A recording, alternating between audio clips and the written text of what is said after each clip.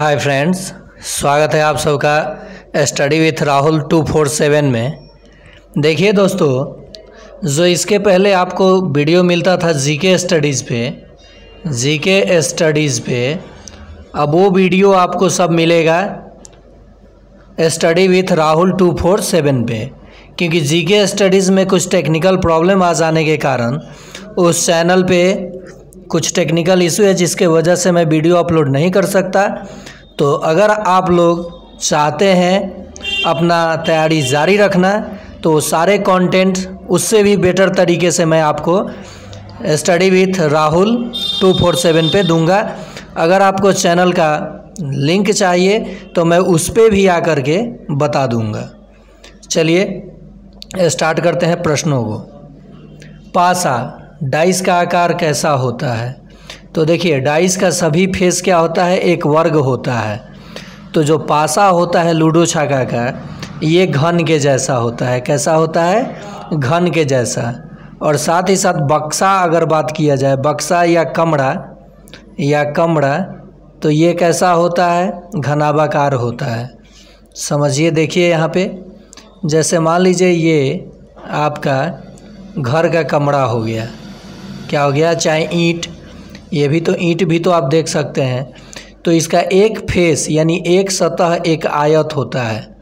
क्या होता है? आयत, जिसके वजह से इसे हम लोग क्या कहते हैं? घनाभ कहते हैं। तो ईंट का आकार, ज्योमेट्री बॉक्स का आकार, माचिस के डिब्बे का आकार, ये सब घनाभाकार होगा। और जो घन होगा, इसके सभी सतह एक वर्ग, मतलब प्रत्येक सतह एक वर्ग होगा। क्या होगा? वर्ग होगा, तो वो घन होगा। बेलन, पाइप का आकार कैसा होगा? जो भी आकृति इस आकार की दिखाई दे, जैसे आपका ग्लास हो जाएगा, आपके पानी का बोतल हो जाएगा, तो ये सब कैसा हो जाएगा? बेलनाकार। तंबू ये जो लगा रहता है, ये कैसा हो जाएगा? शंक्वाकार, यानी शंकु के आकार का। जो आकृति बर्थडे कैप इस आकृति की दिखे, वो शंकु हो जाएगा। साथ ही साथ इस चैनल के माध्यम से बीपीएससी टीआरई 4, टीआरई 1, 2, 3 में पूछे गए प्रश्नों का सॉल्यूशन आपको प्लेलिस्ट में मिल जाएगा। सीटेट के 22-23 के गणित के प्रश्नों का सॉल्यूशन मिलेगा। उसके बाद सीटेट दिसंबर 2024 की तैयारी जारी होगी। देखिए, सारे लोग जो भी उस पर जुड़े थे, सभी लोग इस पे आ जाएं, क्योंकि वहाँ टेक्निकल इशू होने के कारण उस चैनल को मुझे अभी ड्रॉप आउट करना पड़ा है। चलिए, आपको पढ़ने से मतलब है, किसी चैनल पे आ जाइए। ईंट का आकार कैसा होता है? तो अभी मैंने बताया था। 1 नंबर प्रश्न मानकर आप लोग कमेंट में इसका जवाब दीजिएगा। सक्षमता 1 में पूछा गया था ये प्रश्न। अगला प्रश्न देखते हैं। कमरा का आकार कैसा होगा? तो इसका भी आप लोग कमेंट में जवाब दीजिएगा। अभी जिक्र किया कि कमरा कैसा होगा। कमरे में 6 सतह होगा और सब एक आयत होगा, तो कमरा घनाभ होगा या घन? ये दोनों तो होगा नहीं, सभी सतह बराबर उसका है नहीं, तो क्या होगा? 2 नंबर का कमेंट में जवाब। पाइप का आकार कैसा होगा? ये जो पाइप होता है, इसका आकार कैसा होगा? तो आप देख सकते हैं, मैंने क्या बताया था, इसका नाम क्या बताया था? सिलेंडर। तो 3 नंबर का भी जवाब आप लोगों को कमेंट में देना होगा। चलिए अगला प्रश्न देखते हैं। सबसे छोटी पूर्ण संख्या है? तो देखिए, गिनती की संख्याओं में यानी होल नंबर 0 को शामिल कर लेने पे क्या बनता है? पूर्ण संख्या बनता है। तो पूर्ण संख्या शुरू कहाँ से हुआ? 0 से। तो सबसे छोटी पूर्ण संख्या क्या हो जाएगा? 0। बात करें प्राकृत संख्या, गिनती की संख्याओं को आप प्राकृत संख्या कहते हैं। तो गिनती की संख्या में पहला संख्या क्या है? 1। तो नेचुरल नंबर यानी प्राकृत संख्या पहला कौन सा हो जाएगा? 1 यानी 1। नेचुरल नंबर क्या होगा? तो 1। ठीक है, नेक्स्ट देखते हैं। अभाज्य संख्या प्राइम नंबर, जिसे आप रूट भी कहते हैं। क्या कहते हैं? रूट। तो इसके पास सिर्फ 2 ही गुणनखंड होता है, 1 और वह स्वयं यानी खुद, बाकी कोई गुणनखंड नहीं होगा। तो देखिए, 2 के पास, यहाँ ज़रा चेक कीजिए, 2 के पास तो 1 से कटेगा और खुद से ये कटेगा, और किसी से कटेगा नहीं कटेगा। तो यही एक ऐसा सम संख्या है जो अभाज्य भी है और सम भी है, साथ ही साथ पहला अभाज्य संख्या 2 है। याद रहेगा आपको। अगर मैं प्रश्न दे दूं कि निम्न में अभाज्य संख्या है, पहला ऑप्शन 4, दूसरा ऑप्शन 6, तीसरा ऑप्शन 7 और चौथा ऑप्शन आपका हो जाए 9, तो आंसर क्या दीजिएगा? कमेंट में जवाब दीजिएगा 4 नंबर प्रश्न का। ओके, जिसके पास सिर्फ 2 गुणनखंड हो वो अभाज्य कहलाता है, और जिसके पास 2 गुणनखंड से ज़्यादा हो, देखिए एक ना तो अभाज्य है, एक ना तो अभाज्य है और ना ही भाज्य है। एक को अभाज्य और अभाज्य दोनों में से कोई नहीं है। One is neither prime and nor composite because only one factor of one and the prime number of having only 2 factors and composite number more than 2 factors. As for example, factor of 4, 1, 2 and 4 also. More than 2 factors. So first composite number will be 4. पहला composite number क्या हो जाएगा? पहला भाज्य संख्या क्या हो जाएगा? यौगिक संख्या जिसे आप कहते हैं, इंग्लिश में प्राइम नंबर बोलते हैं, 4। और देखिए ये भी प्रश्न पूछा जाता है, पहला विषम भाज्य संख्या, ये तो 4 सम है, पहला विषम भाज्य संख्या क्या होता है? 9। याद रहेगा। चलिए अब प्रश्न पे आते हैं। सबसे छोटी प्राकृत संख्या, ये रिपीट कर गया है प्रश्न। सबसे छोटी सम संख्या है, कमेंट में जवाब दीजिएगा 5 नंबर का। वैसी संख्या जो 2 से पूर्णतः विभाजित हो जाती हैं, धनात्मक संख्या, वो सम संख्या कहलाती है। तो बताइएगा इन चारों में से सबसे छोटी सम संख्या कौन है? 5 का कमेंट में जवाब ज़रूर दीजिएगा। नेक्स्ट है, ये सारे सीटेट सक्षमता 1, सक्षमता 2, सीटेट में पूछे गए विगत वर्षों का प्रश्न है, और काफ़ी इत्मीनान से बेसिक तरीके से आपको मैथ सीखना हो तो उसके लिए भी चैनल में प्लेलिस्ट बना हुआ है।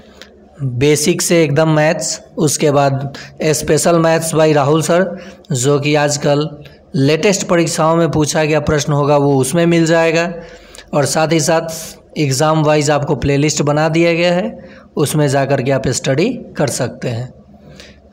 नेक्स्ट है, सबसे छोटी अभाज्य संख्या है। तो सबसे छोटी अभाज्य संख्या 6 नंबर प्रश्न का आप कमेंट में जवाब दीजिएगा।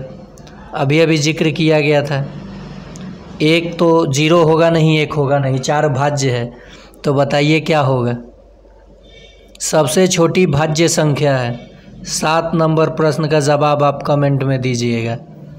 7 नंबर प्रश्न का जवाब आप कमेंट में दीजिएगा। नेक्स्ट प्रश्न है, 150 डिग्री का समपूरक कोण कितना होगा? कौन कौन 2 बार हो गया है? तो देखिए, जब भी समपूरक पूछे किसी कोण का तो उसको 180 डिग्री में से क्या कीजिए? घटा दीजिए, क्योंकि 2 कोणों का योग अगर 180 होता है तो वो दोनों एक दूसरे के समपूरक होते हैं। तो घटेगा तो कितना आ जाएगा? 30 डिग्री। क्या हो जाएगा? 30 डिग्री। समपूरक का है तो कितना में से घटाइएगा? अब मान लीजिए मैं आपसे कहूँ कि 100 डिग्री का समपूरक कोण बताइए, तो कहिएगा ना कि 100 में कितना जोड़ेंगे तो 180 होगा। 80 को तो 80 डिग्री हो जाएगा। देखिए सक्षमता में एक प्रश्न कैसे गलत पूछ दिया था, 1000 डिग्री का समपूरक पूछ दिया था, 1000 डिग्री का, तो वहाँ 1000 नहीं 100 डिग्री ही था, क्योंकि ऑप्शन में 80 डिग्री दिया गया था। चलिए अगले प्रश्न को देखते हैं, और साथ ही साथ जो भी हमारे नए व्यूअर जुड़े हुए हैं उनसे रिक्वेस्ट है कि ये चैनल को सब्सक्राइब कर लें, बेल आइकन दबा लें।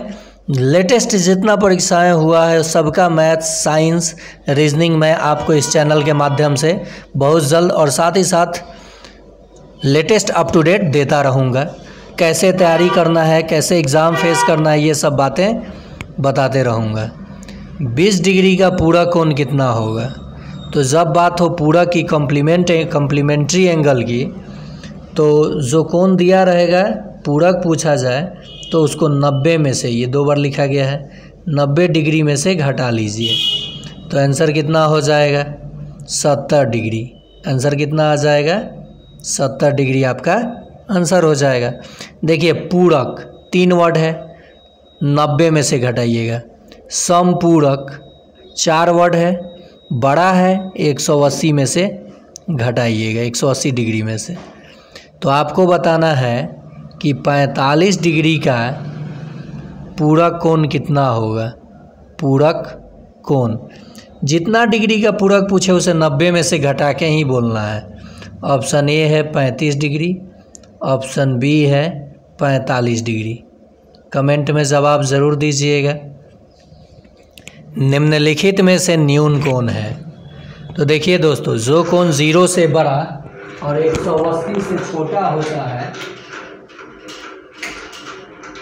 जो कोण 0 से बड़ा और 180 से छोटा होता है वो क्या कहलाता है? न्यून कोण। तो इसमें 0 से बड़ा और 180 से छोटा कौन है? तो आप कहिएगा 20 डिग्री। 90 डिग्री को हम लोग कहते हैं समकोण, राइट एंगल। इससे सीटेट में प्रश्न पूछता है कि 4 और 1/2 समकोण का मान कितना होगा? समकोण का मान। तो ऐसे सवाल कैसे बनता है? 4 गुना 90 आ जोड़ 90 आ गुना 1/2, ये कट जाएगा 45 डिग्री और ये 9 चौका 36। 360 में 45 डिग्री जोड़ दिया जाता है। मैं बताऊंगा प्लेलिस्ट में सीटेट वाले में। देखिए जीके स्टडीज़ को छोड़ने का कारण है कि उस पर कुछ इशू आ गया है, जिसके वजह से मुझे वो चैनल छोड़ना पड़ेगा। आप लोगों को मैं तो बोला ही हूँ कि कहीं ना कहीं पढ़ने से मतलब है। तो देखते हैं कितने हमारे विरोधी कितने क्या करते हैं। हमारे जितने भी व्यूअर हैं इस पे आ जाएंगे और देखेंगे कंटेंट को।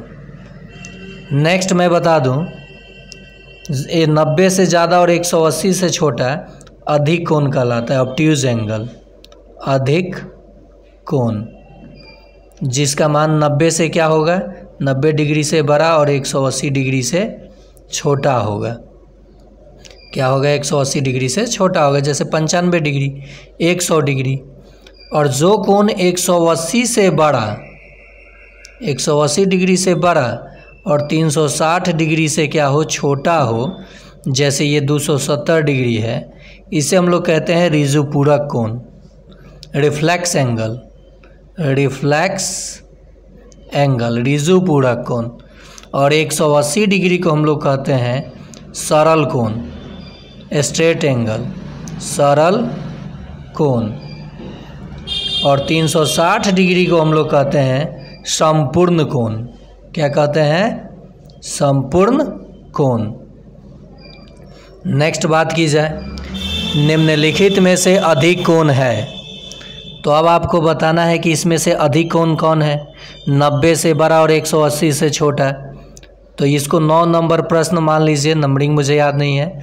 कमेंट में आप लोग जवाब इसका दीजिएगा कि क्या होगा इसका आंसर। नेक्स्ट, -12 + 18। तो 18 में से 12 निकल गया, कितना बचेगा?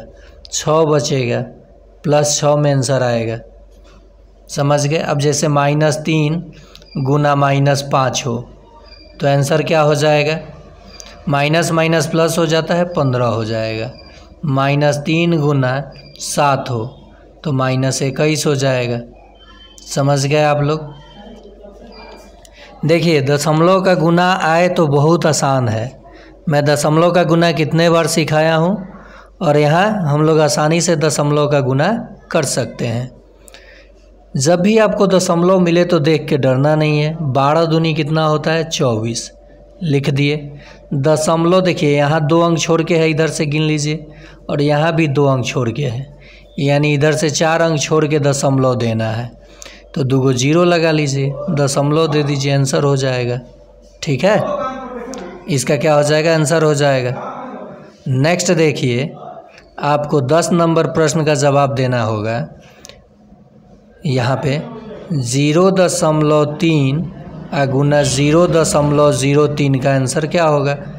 ऑप्शन ए है 0.9, ऑप्शन बी है 0.09 और ऑप्शन सी है 0.009। तो आपको कमेंट में जवाब देना होगा। चलिए अगला प्रश्न देखते हैं। अगला प्रश्न है 0.01 का वर्ग कितना होगा? तो 0.01 गुना 0.01, वर्ग का मतलब कि 2 बार उसी संख्या को आपस में गुना, तो 1 में 1 से गुना होगा तो 1 होगा, लेकिन दशमलव देखिए 2 अंक छोड़ के 2 अंक छोड़ के, तो 4 अंक छोड़ के देना है, और एक तो एक गो संख्या है तो 3 गो 0 इसके पहले लगा दीजिए। ये शोभा के लिए 0 लगा दीजिए, आंसर हो जाएगा। अगर मैं कहूँ कि 1.2 का वर्ग बताइए तो क्या कीजिएगा? 12 का स्क्वायर 144 होता है, यानी इसे आप लिखे होंगे ना 1.2 गुना 1.2, तो 144 हो गया 12 का स्क्वायर। यहाँ 1 आएगा 2 अंक छोड़ के डेसिमल, आंसर हो जाएगा। समझ गया डेसिमल का गुना। आगे देखते हैं। घन की बात कर रहा है, तो ये 11 नंबर प्रश्न का जवाब आप लोग कमेंट में देंगे। कमेंट में इसका जवाब आप लोग देंगे 0.02 गुना 0.02 गुना 0.02। ओके, तो ये आपका देखिए 2 2 4 2 6, तो 6 अंक छोड़ के डेसिमल देना होगा। 2 दूनी 4 दूनी 8 होगा, तो ये तो 8 हो जाएगा। कितना 0 लगाइएगा, कौन सा आंसर होगा आपको कमेंट में जवाब देना है 11 नंबर का। देखिए ये प्रश्न 11,1111, तो ऐसे लिख लीजिए 11,1100 और 11 और जोड़ लीजिए, क्योंकि यहाँ 1100 दिया था, 1000 उसमें जाके जुड़ जाता तो 12,000। 1 1 1 2 1, 12,111 इसका राइट आंसर हो जाएगा। नेक्स्ट प्रश्न 4,500 सैकड़ा 3 दहाई 4 इकाई, ये आंसर हो जाएगा। 4,500 सैकड़ा 3 दहाई 4 इकाई। चलिए अगला प्रश्न देखते हैं। 1 किलोग्राम में कितना ग्राम होता है? तो 1 केजी में 1000 ग्राम होता है। तो आपको बताना होगा 1 ग्राम में कितना केजी होता है। तो देखिए ये 1001 के नीचे चला आएगा। देखिए मैं एक चीज़ बता रहा हूँ, यहाँ 1 केजी आपने कहा कि 1000 ग्राम होता है, तो 1 ग्राम का मान बताना है। 1 ग्राम का मान, तो ये 1000 इसके नीचे आ जाएगा, 1/1000। 3 गो 0 है, 3 अंक छोड़ के डेसिमल, 1 तो हो गया, ये 1 0.0 इतना केजी हो जाएगा, यानी 0.001 केजी हो जाएगा। तो आपको बताना है कि 35 ग्राम को केजी में बदलना है। क्या कीजिएगा? 35 को 1000 से भाग दे दीजिएगा। कै गो 0 है? 3 गो, 3 अंक छोड़ के डेसिमल, यानी 35 तो 2 अंक हो ही जाएगा, 1 0 लगा दीजिए, आंसर हो जाएगा। तो आप इसका जवाब कमेंट में दीजिएगा। 59 ग्राम को केजी में आपको बदल के बताना है। ऑप्शन ए है 0.59, ऑप्शन बी है 0.059 केजी। चलिए अगला प्रश्न। 1 किलोमीटर में कितना मीटर होगा? तो 1 किलोमीटर में हो जाएगा 1000 मीटर। कितना हो जाएगा? 1000 मीटर। तो फिर यहाँ से अगर मैं बात करूँ 1 मीटर में कितना किलोमीटर, तो फिर ये 1000 इसके नीचे आ जाएगा। तो 3 गो 0 है, 3 अंक छोड़ के डेसिमल, ये हो गया आंसर। समझ गए? 10 मीटर कितने मिलीमीटर के बराबर होगा? तो देखिए 1 मीटर बराबर होता है 1000 मिलीमीटर के। तो 1000 के बराबर, तो इसमें 10 से गुना करेंगे तो 10 मीटर, तो इसमें भी 10 से गुना कर लीजिए, एक जीरो बढ़ जाएगा, ये आंसर हो जाएगा, 10,000 हो जाएगा। देखिए यहाँ समझिएगा, यहाँ बोल रहा है मीटर, तो लेंथ का ऐसा ही मात्रक क्या होता है मीटर, तो मीटर के बाद क्या आता है सेंटीमीटर, मीटर के बाद क्या आता है डेसीमीटर, डेसीमीटर, तब आता है सेंटीमीटर और तब आता है मीटर। तो कई स्टेप जा रहे हैं 1 2 3, तो 1 मीटर में 1 लिखकर 1 2 3, 3 को जीरो लगा दीजिए, 1 लिखकर 1000 मिलीमीटर हो जाएगा।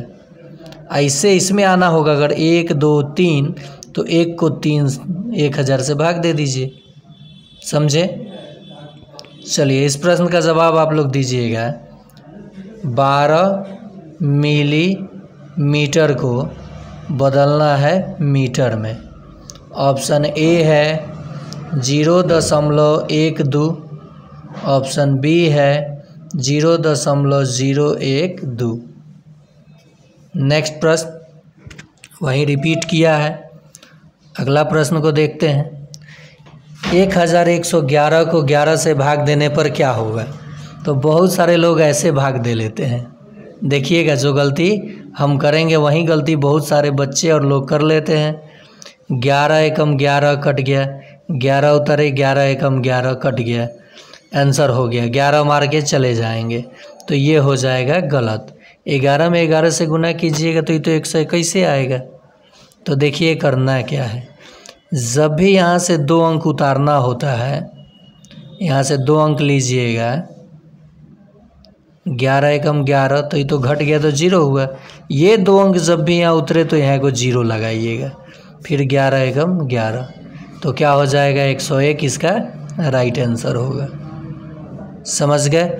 एकदम बेसिक से अगर मैथ सीखना हो, बेसिक जो बोला जाता है ये भी बेसिक ही है, 1 to 5 के लिए ये है, 1 to 5 के लिए है, चाहे वो सी टेट हो या एच टेट हो या झारखंड टेट हो। अभी तो झारखंड टेट से सी टेट को बाहर करने की प्रक्रिया चल रही है, सुप्रीम कोर्ट तक पहुंच गए हैं, लेकिन ऐसा होगा नहीं।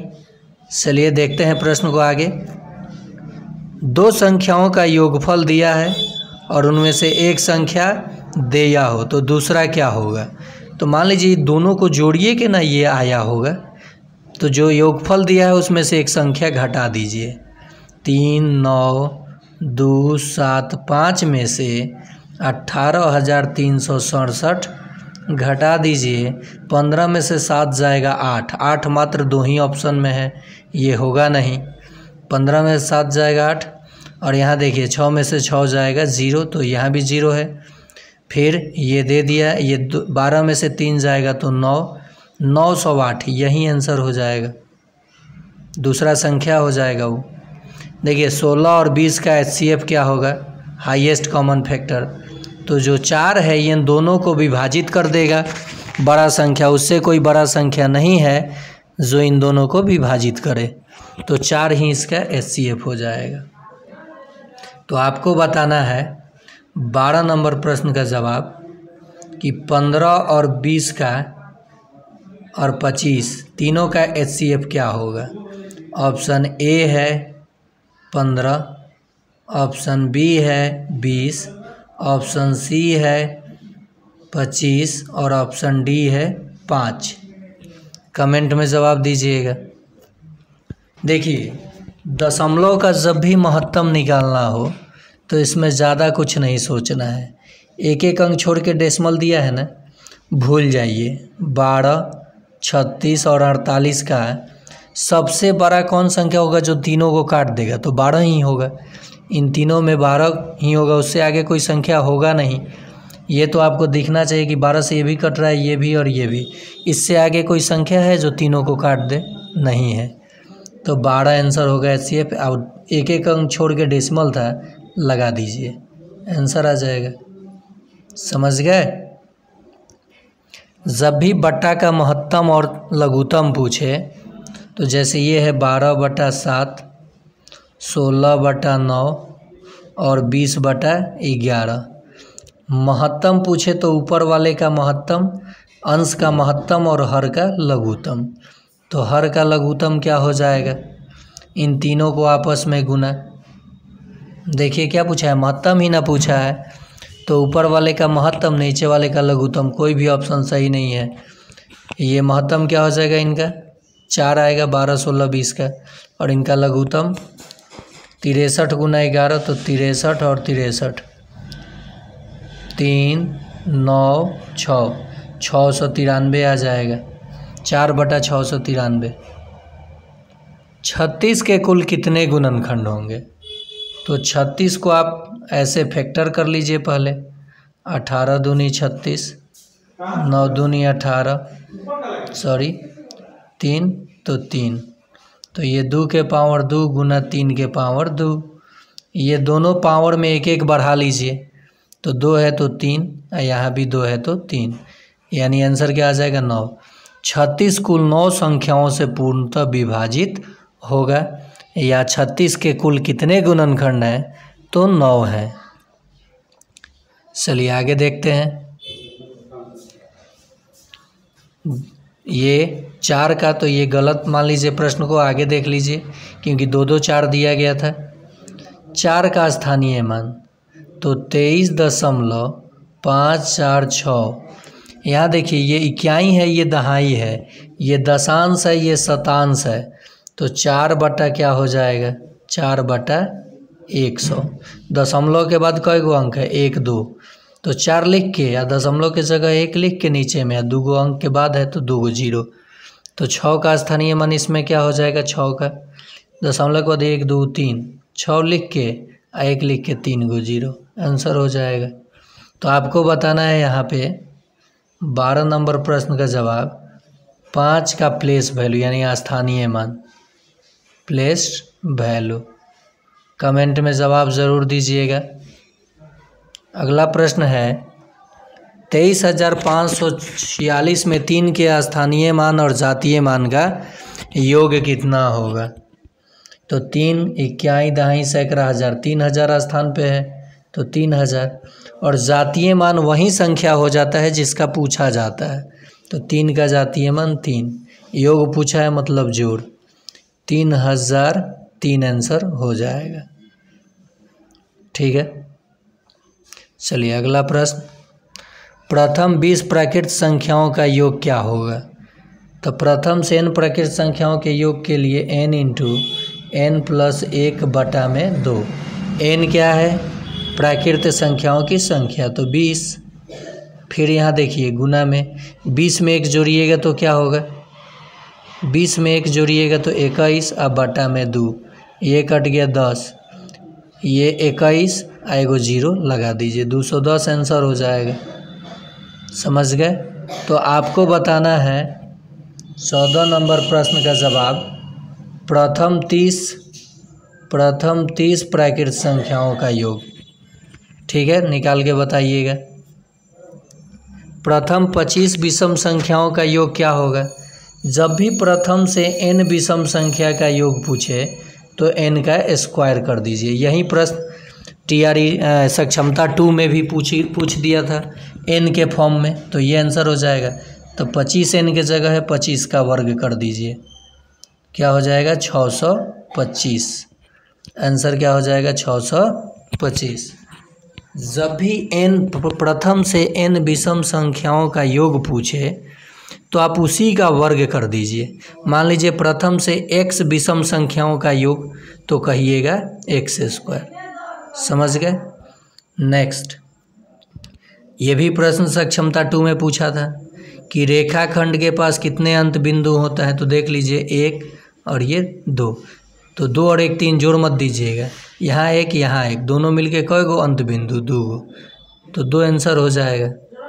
नेक्स्ट बात करूँ मैं किरण की, तो इसका केवल एक ही बिंदु होता है अंत बिंदु, और इसकी लंबाई आप नहीं माप सकते। बात करूँ रेखा की, तो इसके पास कोई अंत बिंदु नहीं होता है और इसकी भी लंबाई को आप नहीं माप सकते हैं। साथ ही साथ जान लीजिए एक बिंदु से अनंत रेखाएं गुजर सकती हैं। तो प्रश्न है अगला, एक बिंदु से कितनी रेखाएं खींची जा सकती है? 15 नंबर प्रश्न का कमेंट में आप लोग जवाब दीजिएगा कि एक बिंदु से कितनी अनंत रेखाएं खींची जा सकती हैं। एक त्रिभुज के तीनों कोणों का योग कितना होता है? तो ये आप सबको पता है, एक त्रिभुज के तीनों कोणों का योग 180 डिग्री होता है, चतुर्भुज के 360 डिग्री। षष्ठभुज के सभी अंतःकोणों का योग कितना होगा? तो मैंने फॉर्मूला बताया था n घटाओ 3 n घटाओ 2, 3 नहीं, n घटाओ 2 गुना 180 डिग्री। किसी भी समबाहुभुज में कोणों की संख्या, अंतःकोणों की संख्या निकालनी हो, योग संख्या नहीं, तो इस फॉर्मूले से आप निकाल सकते हैं। षष्ठभुज है 6 घटाओ 2 गुना 180 डिग्री, तो 4 गुना 180 डिग्री, 18 कितना हो जाएगा? 72, 720 डिग्री हो जाएगा। कितना? 720। तो आपको बताना है यहाँ 16 नंबर प्रश्न, पंचभुज में पंचभुज के पांचों कोणों का योग, पंचभुज के सभी अंतःकोणों का योग। ऑप्शन ए है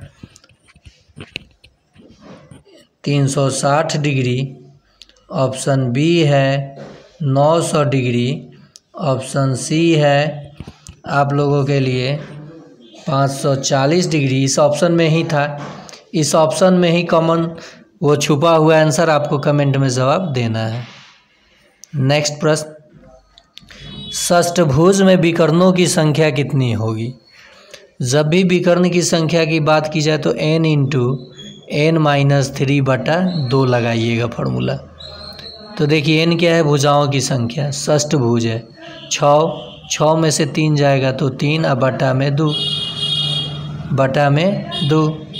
अष्टभुज है, यहाँ षष्ठभुज नहीं है, क्या है मैंने ध्यान नहीं दिया, अष्टभुज है तो 8 घटाओ 3 अब बटा में 2, तो ये कट गया 4, 8 में से 3 गया तो 5, कितना हो जाएगा? 20 गो विकर्ण हो जाएगा, डायगोनल। अगला प्रश्न, आयत के परिमाप का सूत्र होता है? तो परिमाप होता है किसी भी आकृति के सभी बाहरी भुजाओं का योग। इसके विपरीत भुजा बराबर होते हैं और सभी कोण 90 डिग्री के। तो ये भुजा और ये भुजा, ये भुजा, ये भुजा जोड़ दीजिएगा तो परिमाप मिल जाएगा।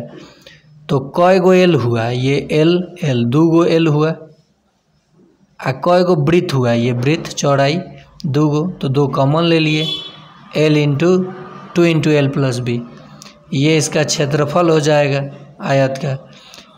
साथ ही साथ ये वर्ग का परिमाप हो जाएगा और ये वर्ग का क्षेत्रफल हो जाएगा। समझ गए आप लोग? चलिए आगे देखते हैं। किसी घन की भुजा 11 सेंटीमीटर है तो उसका आयतन कितना होगा? वर्ग सेंटी नहीं, घन सेंटीमीटर में, घन सेंटीमीटर में। घन की भुजा 11 सेंटीमीटर है तो आयतन होता है भुजा का क्यू। क्या होता है? भुजा का क्यू। तो 11 गुने 11 गुने 11 सेंटीमीटर क्यूब बराबर 1331। यहाँ पे मुझे वर्ग की भुजा देनी चाहिए थी। ये अगर दिया गया है घन की भुजा और आयतन पूछा है तो आंसर ये होगा। अगर यहीं पे रहता कि ये वर्ग की भुजा है तो आयतन ना पूछ के क्षेत्रफल पूछता वर्ग सेंटीमीटर में। तो वर्ग का क्षेत्रफल होता है भुजा का स्क्वायर। तो 11 का स्क्वायर कीजिएगा तो कितना होगा? 121, आंसर आ जाएगा। अगला प्रश्न, 18 और 8 का मध्य अनुपात क्या होता है? जब भी दो संख्याओं का मध्य अनुपात पूछा जाए तो उसे अंडर रूट में लिखकर आपस में गुना कर लीजिए, जो मान आएगा।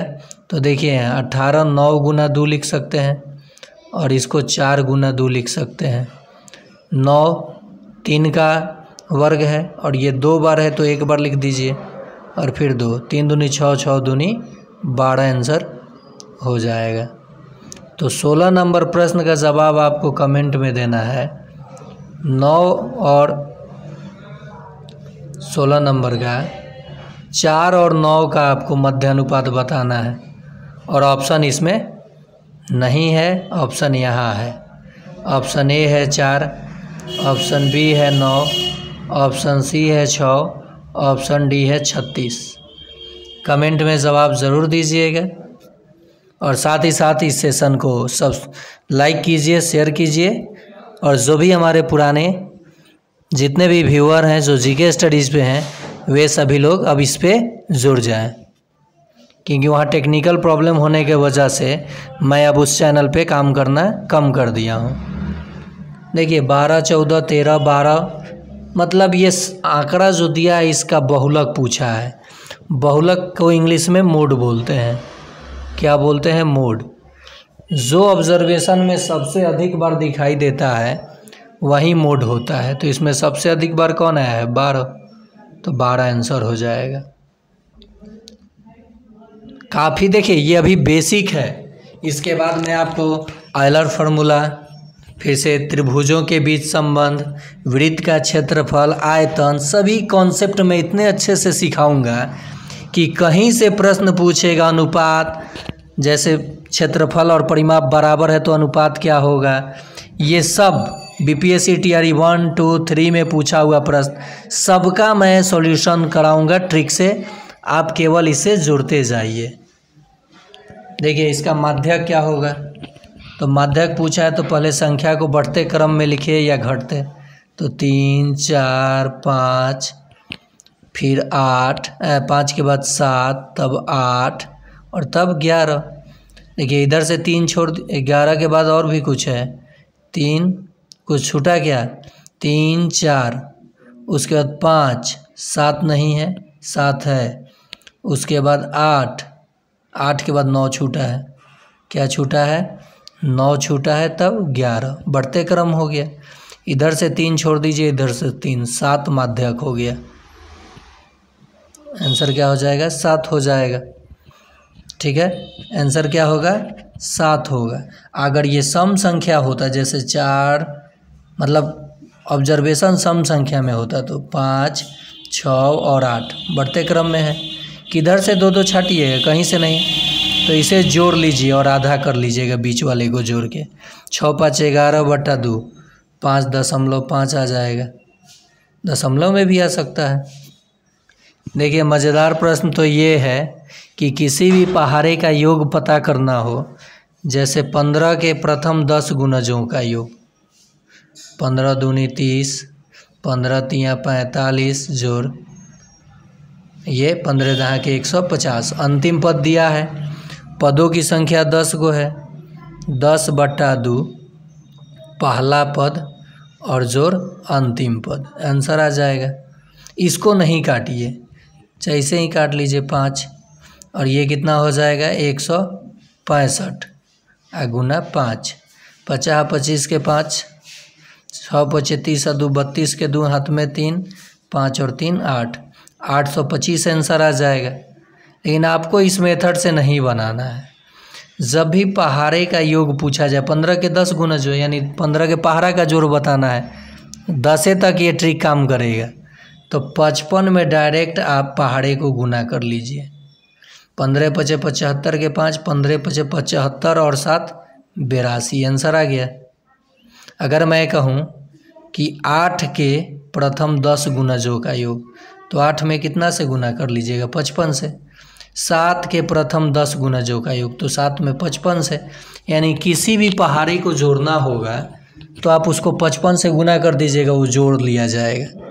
लेकिन ये केवल 10 तक लागू होगा जो मैं ट्रिक बताया। ठीक है, नेक्स्ट, अर्धवृत्त की परिधि कितनी होती है? तो मैं बात करूं वृत्त की, तो ये वाला पार्ट कहलाता है इसकी परिधि। इसका फार्मूला होता है निकालने का 2πr या πd, दोनों फार्मूला होता है।